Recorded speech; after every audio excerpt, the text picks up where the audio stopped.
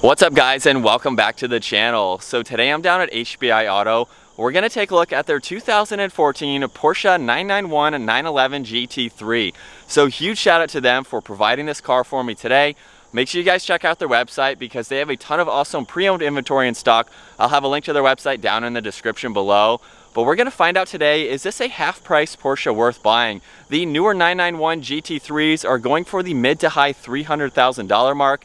This one is listed right around $140,000 with 20,000 miles on it. So let's check this out, get it out on the road, and see if it's worth buying. So we're gonna start off today's review with what powers this generation for the 911 GT3. So to gain access to the engine area, over on the driver door in between the seat and the door sill, we have the electronic release that we can go ahead and pull. And as we work our way to the back here, you can see the massive spoiler, which we'll take another look at. But up underneath, as you can tell, you don't really have much access to that engine. You can see some fans, we have some coolant and some oil that you can check. Really nice carbon fiber piece, but that is about it, covering up this 3.8 liter flat six engine. This GT3 is paired to the 7-speed PDK transmission, and compared to the 21-year model that has a 4-liter flat six, we have around 475 horsepower in this model. And for this generation, for the GT3, for 2014, they did do some improvements to the engine. It went up about 40 horsepower and 8 pound-feet of torque compared to the previous 997 generation. But compared to the 21-year model, that has 503 horsepower and 346 pound-feet of torque. So a little bit less, of course, than the newer models. This is rear-wheel drive, though. It weighs about 55 pounds lighter than the previous 997, right around 3,100 pounds. It'll do 0 to 60 in 3.3 seconds. It'll also do the quarter mile in 11.8 seconds at 120 miles an hour with a top speed of 196. So it's definitely a high-performing supercar, and especially finished off in this color combo. We have the white with all the blue accents, the yellow calipers, and even yellow seatbelts, which you'll see here soon. But let's take a look up front.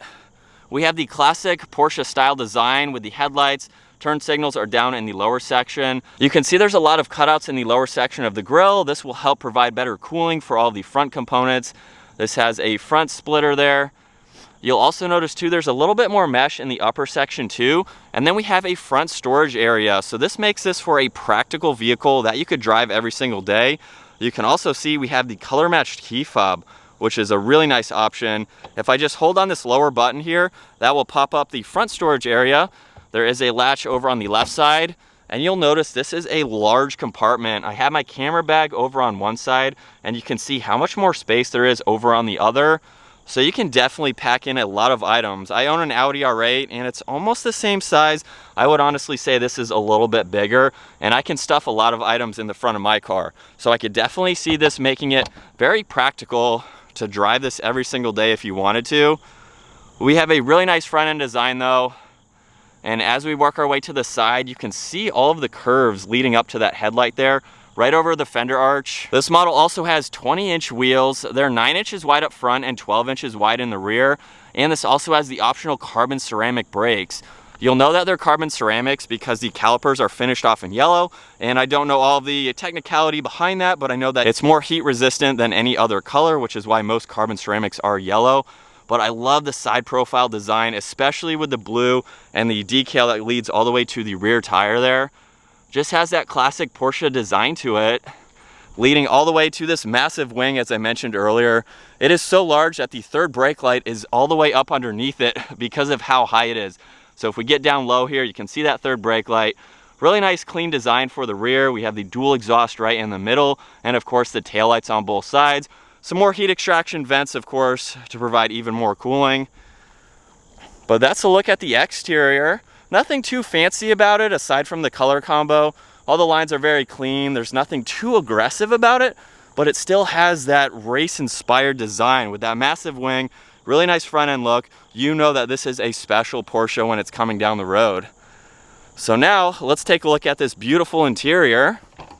You'll see on the door panel, this does have alcantara and stitching, so we have a really nice look for a 2014. Brushed aluminum on the release handle. Of course, we have these side mirror adjustments too, and a little bit of storage space. This one actually pops open, so it makes it practical. You can put your phone in there or other smaller items. As I mentioned earlier, you can see down below, this is how you would pop the front if you're not using the key fob. And we have some really nice seats. With GT3, they have a combo of more of that suede along with leather and stitching. Really nice design. There's not a lot of wear either in this interior, so it's held up well for a 2014. You can see we even have alcantara on the steering wheel, which is in really good shape too. And so now it's time to take a more in-depth view of the interior. You can see it's not really hard to get in. We have the door all the way opened right now. And we'll take another look at the steering wheel here. Really nice interior for a 2014. We have the simple layout for the gauge cluster here with some vitals over on the far left. We have the speedometer. Your tach is right in the center along with what gear you're in and your miles per hour. You can see a digital screen over on the right side as well as fuel gauge over on the right side too. But we have the turn key. So over on the left side, we do have to insert that. And then just by turning this to the right, we can start this up.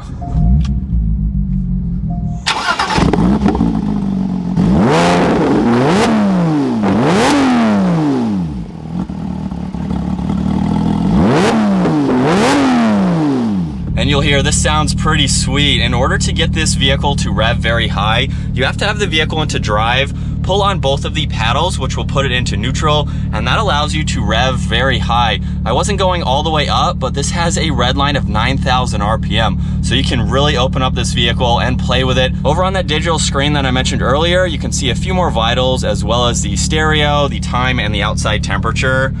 We have those steering wheel mounted paddle shifters, as I mentioned. Also over on the left side, we have the headlight controls and even some more carbon fiber, just to give it a really nice look for the interior. You'll see a clock up in the center. And while this is, I would say, much outdated, this is a touchscreen system. So it's pretty cool that you have that option. We have all the physical buttons. We even have navigation. So you can go into that and of course use that if needed. You can see the CD player as well as all the climate. So it's a really nice layout. You're getting a lot for a daily like this with everything that you basically need. We have the gear selector, of course, right in the middle. This does not have a backup camera, so that is not on that screen there. And then in order to use the paddle shifters, you just simply push this over to the left, and that allows you to do that. You'll see down below we have the PDK Sport button. There's also some suspension settings. We have traction control as well as the exhaust tone and that front end lift. Very cool option to see for this year. And you can see it is a very quick system, so it's definitely helpful for a low vehicle like this. You'll also notice we have a little bit of storage behind that. The center armrest here is finished off in more of that alcantara. You have a little bit of storage where you could place a phone or something small like that. We have the normal glove box here with a 12 volt and some auxiliaries, so you can charge electronics, which is of course great to see. And then we also have the dual cup holders. Really nice to see how they're tucked away like that, so if you don't want to use them, you can hide them away, and then of course use them when needed. And that's pretty much it for the front. This model does have the rear seat delete. You can see a little bit of storage right in the middle. So you can definitely use this for a lot more interior storage along with the storage space up front. All right, so getting out the GT3 now. From a stop here,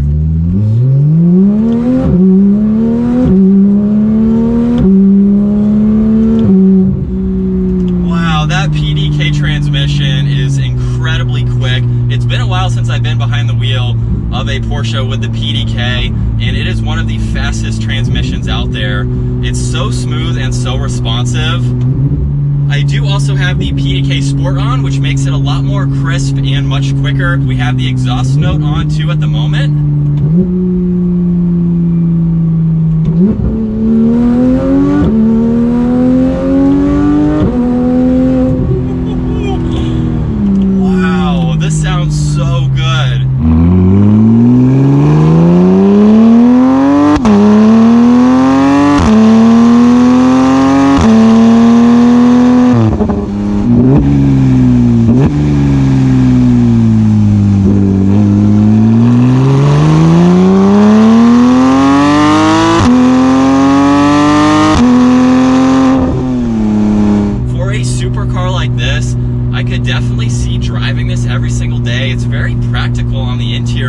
With all the space that you have in the back.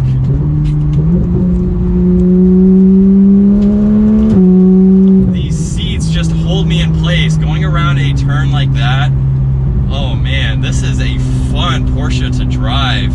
I love this interior too. While it's not as modern as the 21 that has a lot more digital screens, this is basically all you need. And I love the newer technology is awesome, don't get me wrong with that, but I love having the kind of the old school, all the analog systems here where you don't have a lot of digital screens to look at because you're more focused on driving, let's face it. Oh, this sounds so good.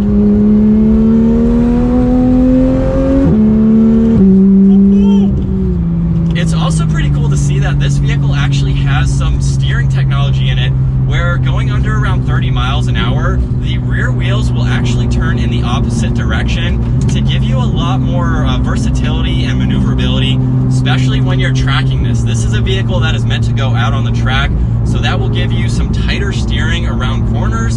And then at higher speeds, like I'm going right now, 45, 50 miles an hour, the wheels will actually turn in the same direction. So that just makes it a little easier, maybe if you're, changing lanes on the highway or something like that. For the price point, this is a track-focused vehicle. We have the carbon ceramic brakes, which are definitely going to be a lot more usable when you're out on the track, being able to stop quickly, of course. So we're coming up to a stop sign. Let's test those out. On the brakes. You can hear how quickly that transmission downshifts. All right, here we go.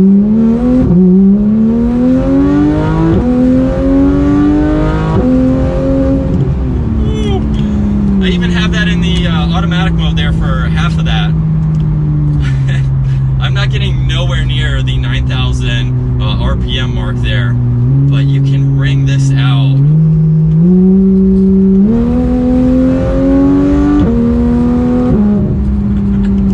That's about half of its potential. I mean, this is a monster of a car.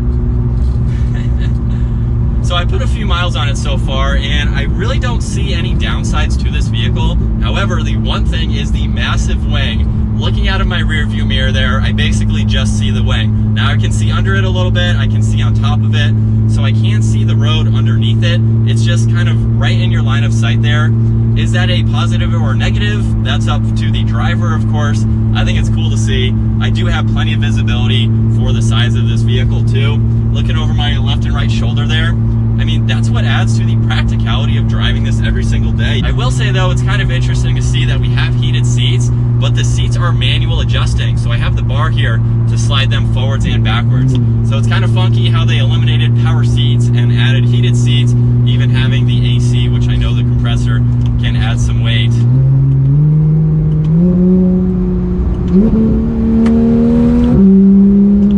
For being such a loud car too, it's really not annoying. And I don't mean that in a bad way. Like if you're taking this out on the highway, you might hear a little bit of that exhaust.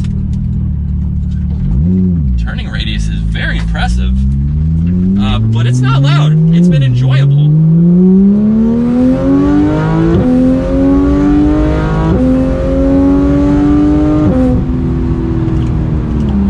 I mean, it just wants to keep going and going and going. All right, so switching to the POV angle now in the GT3. We'll give it some gas here.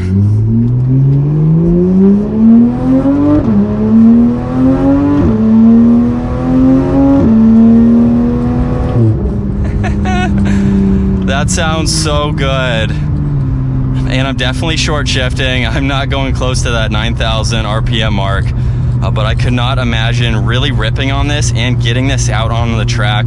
This is a phenomenal handling supercar, and I haven't even been on that many twisty roads in it. A little bit more straight line just with the roads that are around this area here, but I can definitely tell from some of these twisties how incredible that this vehicle handles.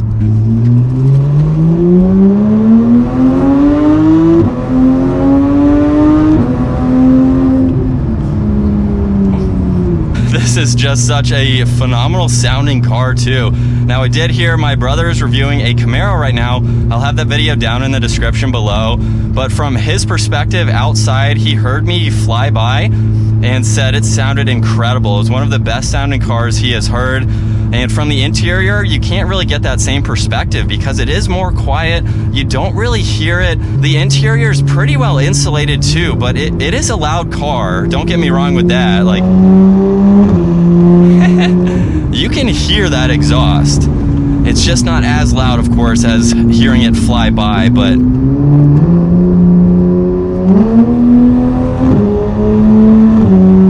with some of these twisties that I can work with today, it's just such a fun car to drive. And of course, the brakes do a great job as we come up to this left-hand turn.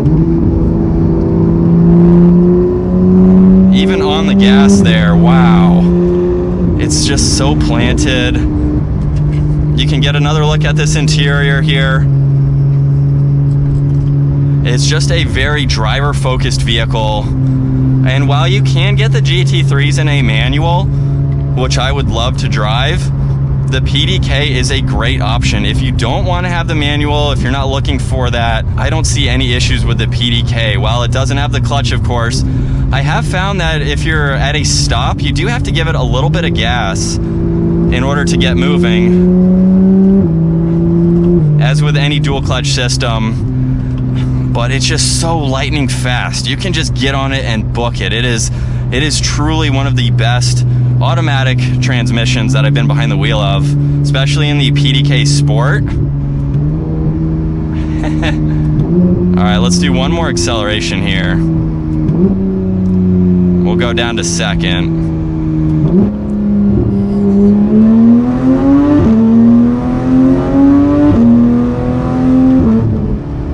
Wow. And I'm not doing anything too crazy. This is such a phenomenal vehicle to drive. But I hope you guys enjoyed coming along with me to check out this 2014 Porsche 911 GT3. Do you think this is a half-price Porsche worth buying? Honestly, I think it's one of the best models that you can buy, and for the price, you're definitely getting a lot for the money. You're not spending twice as much for a newer model. Of course, you're not getting some of those newer technology features, but to me, I think this is a perfect interior. It has everything that you need without going overboard.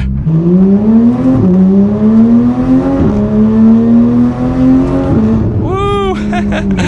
All right, I hope you guys enjoyed today's video. Give it a huge thumbs up. Once again, huge shout out to HBI Auto for providing this vehicle for me today. Make sure you guys check out their website as well. Smash that subscribe button so you can stay up to date on our daily uploads. And I'll see you guys in the next video.